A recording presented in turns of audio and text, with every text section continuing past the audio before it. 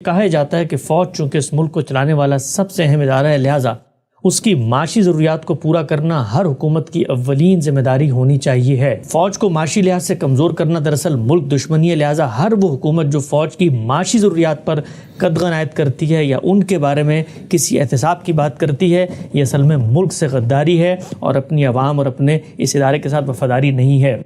پاکستان کی ایک تاریخ ہم سب آپ واقف ہیں، بڑے بڑے پولیٹیکل لیڈر، یہاں تک وہ لیڈر جو ان لوگوں نے خود پیدا کیے، جب آتے ہیں پارلیمنٹ میں اور کوئی ہلکی پھلکی سی بات ہوتی ہے، ڈیبیٹ ہوتی ہے، سوال ہوتا ہے اس بنیاد پر کہ بھائی ہمارا ملک ہے، اس کی کوئی معاشی اقتصادی جس کو آپ کہتے ہیں ایک خزانہ ہے، اس کے اندر سے کیسے اتنی بڑی افواج کو چلایا جا سکتا ہے، احتساب کی بات ہوتی ہے یا مثال کے طور پہ کبھی بجٹنگ کی بات ہوتی ہے تو بہت بیک کلیش آتا ہے، حکومتیں تک گرا دی جاتی ہیں۔ یہ بتائیے گا بیانیے کا یہ نقطہ، اس کو آپ کیسے دیکھتے ہیں کہ اتنی بڑی فوج کو چلانے کے لیے کیا ہمارا ملک، ہماری معیشت متحمل بھی ہو سکتی ہے؟ یہ بنیادی سے بالکل غلط ہے، یعنی یہ فیصلہ کرنا کہ ملک کون چلائے گا یہ اس ملک کے عوام کا کام ہے۔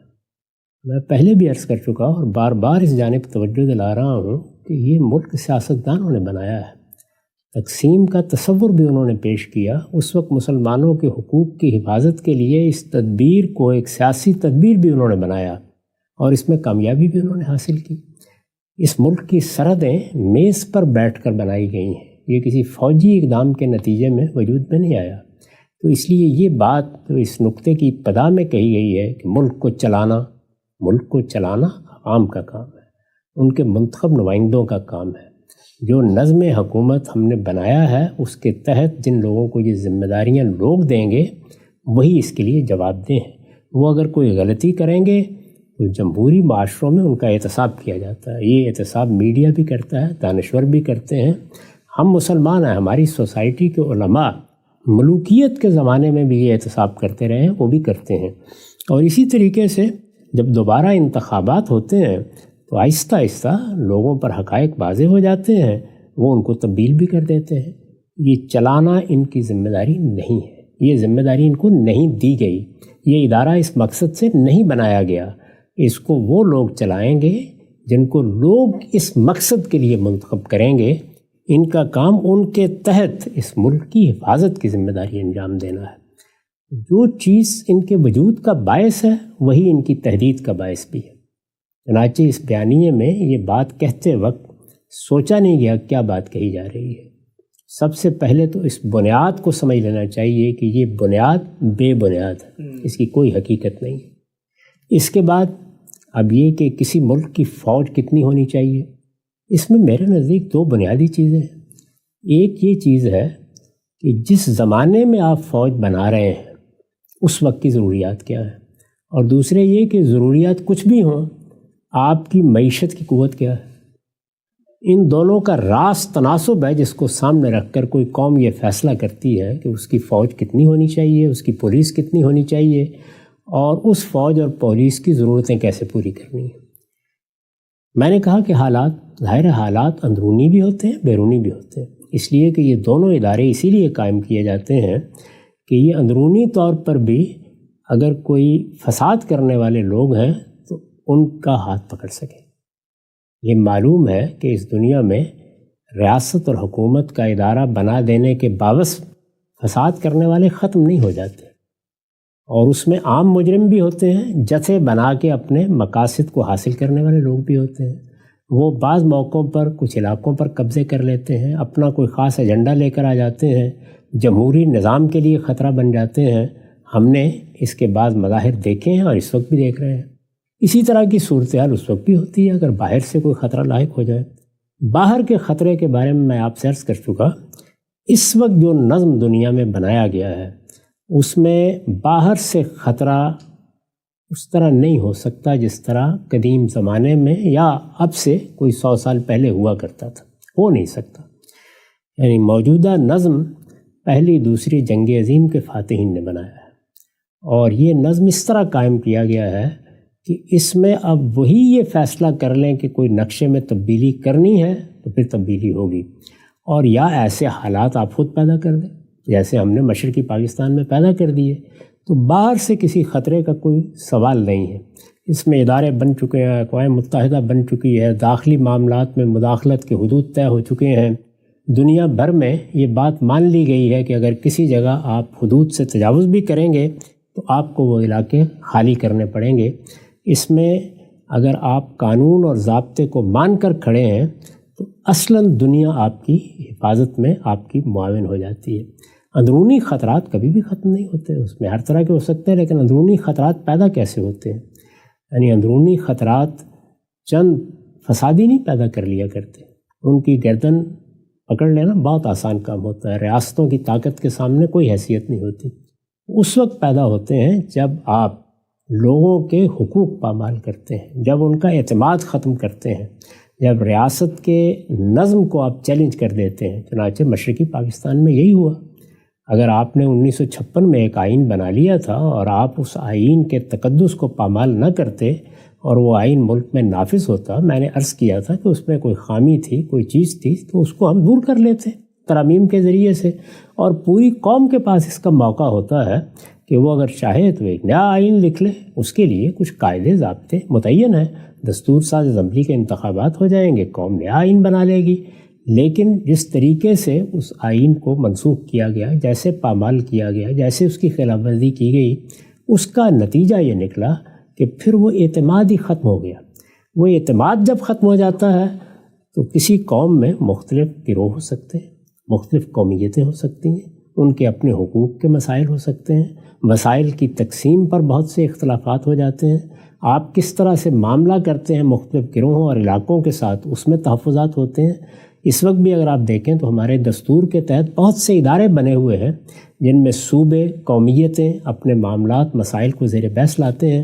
وہاں اگر بے انصافی ہوگی اور وہاں کوئی نظم نہیں ہوگا اور وہاں ان کے حقوق پامال ہوں گے تو پھر اصل میں باہر کی طرف کیا دیکھنا ہے، پھر ہم خود اپنے پاؤں پر کلہاڑی مار رہے ہیں۔ اس میں ہماری تاریخ اس بات کی گواہی دیتی ہے کہ جو کچھ بھی حقوق پامال ہوئے وہ اصلاً اسی بیانیے کی وجہ سے ہوئے، اسی کے تحت ہوئے، اسی کے مصنفین نے کیے اور اس طرح ایک بدترین تاریخ لکھ ڈالی۔ اس وقت بھی ہم اپنی معیشت میں، معاشرت میں اسی کے نتائج کو بھگت رہے ہیں، کیونکہ یہ جب بھی ہوتا ہے تو جھوٹ پر مبنی ایک بیانیہ ہوتا ہے، اس کی کوئی حقیقت نہیں ہوتی، اس میں پے در پے پروپیگنڈے کے ذرائع اختیار کیے جاتے ہیں، اور پھر جیسے جیسے اس طرح کی کوئی قوت لوگوں پر غلبہ پاتی ہے تو وہ پھر اپنے حقوق اور اپنی حفاظت اور اپنی وسعت اور اپنی مراعات اور اپنے مفادات کے حوالے سے پورے ملک کو دیکھنا شروع کر دیتی ہے۔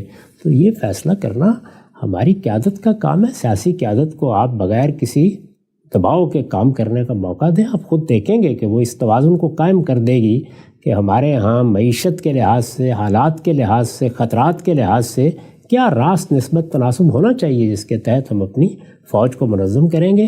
وہ جتنی ہوگی اتنی ہونی چاہیے، اور اس کی ضروریات کو پورا کرنا اصل میں اپنے وجود کی ضمانت ہوتی ہے، اس میں کوئی بھی کوتاہی نہیں کرے گا۔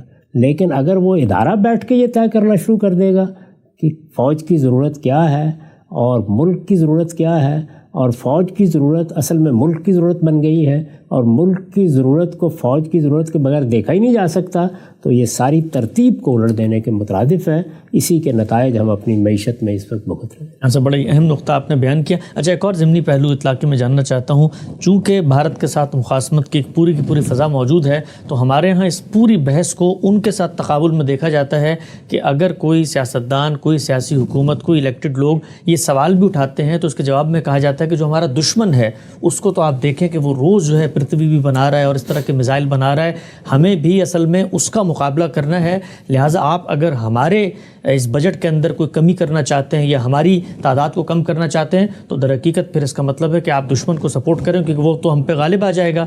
تو بھارت کے ساتھ مقابلے کی نفسیات ہوتی ہے۔ بھارت میں بھی اتنی بڑی فوج ہے، یہ بھی ہمیں طے کرنا ہے، یعنی یہ اس ملک کے عوام کو طے کرنا ہے، ان کے نمائندوں کو طے کرنا ہے کہ کس سے ہماری دشمنی ہے، کس سے ہماری دوستی ہے۔ یہ دشمنی، دوستی کیا نوعیت ہے اس کی، کیا پس منظر ہے، اس میں کس کی طرف سے زیادتی ہوئی، یہ سب ہم پیچھے بیان کر چکے ہیں، اس کو دہرانے کی ضرورت نہیں ہے۔ یہ ساری جتنی چیزیں ہیں یہ اصلاً کوئی بنیاد نہیں رکھتی، چنانچہ یہ اس ملک کی سیاسی قیادت دیکھ لے گی۔ اگر فی الواقع کوئی دشمن ہوگا تو اس کا مقابلہ کیسے کرنا ہے یہ بھی ہم طے کر لیں گے۔ اس کے لیے پارلیمنٹ کا ادارہ موجود ہے، جو رویہ اس بیانیے کے تحت اختیار کیا گیا ہے اس نے نہ پارلیمنٹ کی توقیر باقی رہنے دی ہے، نہ سیاست کی عزت باقی رہنے دی ہے، نہ سیاست دانوں کے لیے لوگوں کے دلوں میں کوئی احترام باقی رہنے دیا ہے، اور نہ بحیثیت مجموعی کوئی قابل اعتماد صورت باقی رہنے دی ہے کہ لوگ یہ سمجھ سکیں کہ ہمارے ساتھ سچ بولا جا رہا ہے۔ جھوٹ پر مبنی ایک بیانیہ، جھوٹ پر مبنی ایک تدبیر، جھوٹ پر مبنی حکمت عملی، اس نے حقیقت یہ ہے کہ پوری قوم کو مریض بنا کے رکھ دیا ہے۔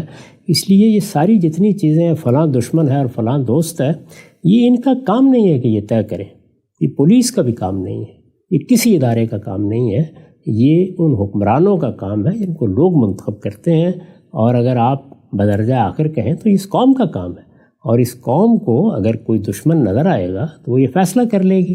ان کا کیا حق ہے کہ یہ اس کو پروپیگنڈے کا موضوع بنائیں؟ ہمارے سیاست دانوں کو آپ ان کی تاریخ اٹھا کے دیکھ لیں، جب جب موقع ملا ہے انہوں نے بھارت کے ساتھ مذاکرات کیے، بہت سے معاملات طے کیے۔ آپ جانتے ہیں کہ دریاؤں کے معاملے میں اور دوسری چیزوں کے معاملے میں ابتدائی سے مذاکرات شروع ہو گئے تھے۔ یہ معاملہ بھی ان کے زمانے میں طے ہوا تو آج اس میں کچھ شکایات ہیں۔ پانی کے معاملے میں بھی اگر یہ بھی سیاستدان اپنے طریقے پر طے کرتے تو وہ شکایات بھی شاید نہ ہوتیں، اور اگر ہوتی بھی تو ان کے ازالے کے ذرائع موجود ہوتے اور باہمی رابطے کبھی منقطع نہ ہوتے۔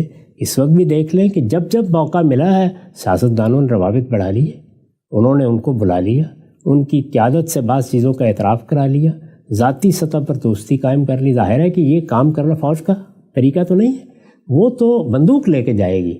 تو اس لیے سیاسی معاملات میں دوستیاں، دشمنیاں، یہ سب چیزیں جتنی ہیں یہ ہمیشہ مذاکرات سے طے ہوتی ہیں۔ دنیا میں بڑی جنگیں ہوئی ہیں، یہ آپ جانتے ہیں کہ پہلی دوسری جنگ عظیم کن قوتوں کے درمیان ہوئی ہے، جنگ عظیم کہا جاتا ہے۔ چھوٹی جنگیں بھی بہت سی ہوتی رہی ہیں، تو کیا لوگ وہ دشمنیاں پال کر بیٹھ گئے ہیں؟ وہی ملک ہیں جن کے درمیان تعلقات ہیں، روابط ہیں، معاشی لحاظ سے بھی وہ ایک دوسرے سے استفادہ کرتے ہیں۔ یہ اپنی ذات میں کوئی بیانیہ ہی نہیں ہے کہ فلاں ہمارا کوئی ازلی دشمن ہو گیا اور ابدی دشمن ہو گیا ہے۔ دیکھیں گے دشمنی دوستی کے معاملات سیاسی معاشی بنیادوں پر، حقوق پر طے ہوتے ہیں۔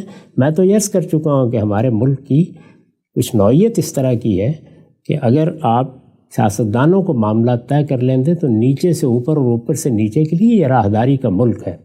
اس میں ممکن ہی نہیں ہے کہ اس کے ساتھ کوئی دشمنی رکھ سکے۔ اوپر والوں کو نیچے آنے کے لیے اس سے راستہ لینا ہے، اور نیچے والوں کو اوپر جانے کے لیے اس سے راستہ لینا ہے، اور جس سے راستہ لینا ہوتا ہے اس کے ساتھ دشمنی نہیں ہوا کرتی۔ یہ حسین نقطہ بھی آپ نے واضح کیا، اور جس پہلو سے میں چاہ رہا تھا وہ یہ بھی ہے کہ بھارت کے ہاں اگرچہ اتنی بڑی فوج ہے اور جو مخاصمت بن چکی ہے، اس کے باوجود معیشت بھی تو مضبوط ہے کہ وہ پھر اتنی بڑی فوج کو سنبھالنے کے لیے معیشت کی گاڑی کو چلا رہے ہیں، اور اربوں ڈالر ان کے ہاں سرمایہ کے طور پہ موجود ہیں۔ ایک اور پہلو چاہتا ہوں اس پہ بھی آپ کا تبصرہ سامنے آئے۔ جس وقت ہم مسلمان کی حیثیت سے دیکھتے ہیں، پوری فضا بنائی جاتی ہے کہ مطلب مومن ہے تو بے تیغ بھی لڑتا ہے صفائی، کافر ہے تو شمشیر پہ کرتا ہے بھروسہ، ہم اپنی سرزمین، اپنی ملت کے دفاع کے لیے گھاس کھا لیں گے، لیکن اپنے دفاع کے لیے اسلحے کو بالکل جس کو آپ کہتے ہیں ریڈی رکھیں گے اور لڑنے مرنے کے لیے تیار رہتے ہیں۔ ہم نے دیکھا اب یہ بحثیں شروع ہوئی ہیں ہمارے عوامی سطح پر، جب آپ دفاع پہ خرچ کرتے ہیں تو ظاہری بات ہے اس میں لوگ ہیں وہ بھی اس سے بینیفٹ حاصل کرتے ہیں۔ پورے ملک کے اندر ایک طبقاتی کشمکش اور ایک موازنے کی صورتحال بھی میں نظر آتی ہے کہ اقتصادیات کا جو بجٹ ہے، ترقی کا جو بجٹ ہے، وہ پورا کا پورا 22 کروڑ عوام کے لیے ایک مدت رکھتا ہے، اور یہاں پر 10 لاکھ لوگ ہیں، ان کی فلاح بہبود یا ان کے دفاعی اخراجات کے لیے اتنا ہی مساوی بجٹ ہوتا ہے۔ تو عوامی سطح پر بھی ملک کو آپ کو لگتا ہے کہ جب عوام یہ چیز محسوس کرتے ہیں تو اس سے بھی یکجہتی اور احترام کا جذبہ پیدا نہیں رہتا؟ ظاہر بات ہے، جب آپ قاعدے سے کوئی کام نہیں کریں گے، جب وسائل کی منصفانہ تقسیم نہیں ہوگی، جب وہ قانون کے مطابق تقسیم نہیں کیا جائے گا تو ہر جگہ رد عمل کی نفسیات پیدا ہوگی۔ یہ جو کچھ آپ نے فرمایا ہے اس کی نفی بھی کوئی شخص کر دے کہ نہیں ایک توازن برقرار رکھا جاتا ہے، اس کے باوجود لوگوں کے اندر اس طرح کے خیالات پیدا ہو سکتے ہیں، وہ ایسی باتیں کر سکتے ہیں۔ اس کا علاج بھی یہی ہے کہ کسی سطح پر بھی یہ خیال نہ پیدا ہونے دیا جائے کہ فیصلہ کون کرتا ہے۔ جب ہمارے سیاستدان، جب لوگوں کے منتخب حکمران فیصلہ کریں گے تو اس میں خود بخود توازن پیدا ہو جائے گا، اور کوئی بھی ایسا احمق نہیں ہوتا کہ کوئی فیصلہ کر دے اور اس کے نتائج برے نکل آئیں، اس کے نتیجے میں ملک کی سالمیت خطرے میں پڑ جائے۔ تو جو چیزیں ملک سے متعلق ہیں، قوم سے متعلق ہیں، ان کا سب خیال رکھتے ہیں۔ تاہم جو بیانیہ بنایا گیا ہے وہ چونکہ نہ کوئی حقیقت رکھتا ہے، نہ اس کا موجودہ حالات میں کوئی تعلق ہے، وہ ایک اختراع ہے، ایک بدعت ہے جو وجود پذیر کر لی گئی ہے، تو اس لیے اس کے تحت یہ تقریر کر دی جاتی ہے ہر چیز میں توازن پیدا ہو جائے گا، اور دنیا کی ساری قومیں کرتی ہیں۔ اور میں آپ سے عرض کروں کہ ایک طویل عرصے تک جاپان کے پاس فوج ہی نہیں تھی، تو پھر کیا ہوا؟ سنگاپور کے پاس آج بھی نہیں، سنگاپور کے پاس آج بھی اس طرح کی کوئی فوج نہیں ہے۔ ملیشیا کی فوج کو آپ نے دیکھا ہے، تو یہ معاملہ اس طرح ہے نہیں۔ دنیا میں اس وقت جو نظم قائم ہے اس میں کوئی آزاد ریاستیں نہیں ہیں، نہ فتوحات کا دور باقی رہا ہے، نہ مختلف قوموں پر چڑھ دوڑنے کی آزادی حاصل ہے۔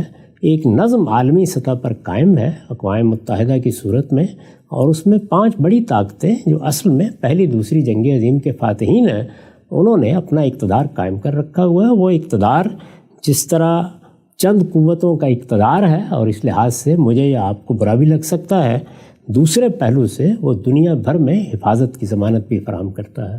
تو یہ سارے پہلو ہیں جن کو سامنے رکھنے کے بعد سیاستدان فیصلہ کریں گے ان کی فوج کتنی ہونی چاہیے اور ان کو کس حد تک یہ اخراجات برداشت کرنے ہیں۔ اور اس میں بھی سب سے بڑی چیز یہ ہے کہ جب ہم گھر چلاتے ہیں تو ایک توازن قائم کرتے ہیں نا، تو میں نے عرض کیا کہ دونوں چیزیں ملحوظ ہوتی ہیں، خطرے کی نوعیت کیا ہے اور ہماری معیشت میں اور ہمارے اخراجات میں کیا توازن قائم رہتا ہے۔ اس توازن کو آپ ان لوگوں کے سپرد کریں جو سارے معاملے کو دیکھ رہے ہیں، تو توازن حاصل ہوگا۔ کوئی ایک گروہ اپنی منوانا شروع کر دے گا تو پھر ظاہر ہے کہ توازن کا تو سوال ہی پیدا نہیں ہوتا۔ پھر پہلے آپ اس کی مانیں گے، اس کے بعد جو کچھ بچے گا اس سے آپ جو کام کرنا چاہیں گے کریں گے، تو پھر گنجی نہائے گی کیا اور نچوڑے گی کیا؟ پھر تو یہی صورتحال پیدا ہو جائے گی۔ تو اس لیے سب سے بڑی بات یہ ہے کہ یہ جتنی چیزیں ہیں ان کو دیکھنا کس نے ہے؟ اس کو دیکھنا ہے سیاستدانوں نے، اس ملک کے عوام نے۔ اس میں غلطی ہے تو اس کی اصلاح کے لیے پارلیمنٹ کا ادارہ بنایا گیا ہے، اور وہ ادارے جو اس مقصد کے لیے بنائے گئے ہیں وہ عوام کے اعتماد پر بنتے ہیں۔ ان میں غلطی ہوتی ہے، کوتاہی ہوتی ہے، تو لوگ ان کا احتساب کرتے ہیں۔ اس احتساب کے عمل سے ان میں اصلاح ہوتی ہے، وہ بہتری کی طرف اپنا سفر جاری رکھتے ہیں۔ یہ جو آپ نے بار بار بھارت کا حوالہ دیا ہے، تو اگر ہم بھارت میں بیٹھے ہوں گے تو ہو سکتا ہے اس پر بھی تنقید کریں کہ اس کو اتنا خرچ نہیں کرنا چاہیے، اس میں توازن ہونا چاہیے۔ پوچھیں ان سے کہ کیوں کیا جا رہا ہے۔ تو جمہوری معاشروں میں یہ سارے سوالات ہوتے رہتے ہیں۔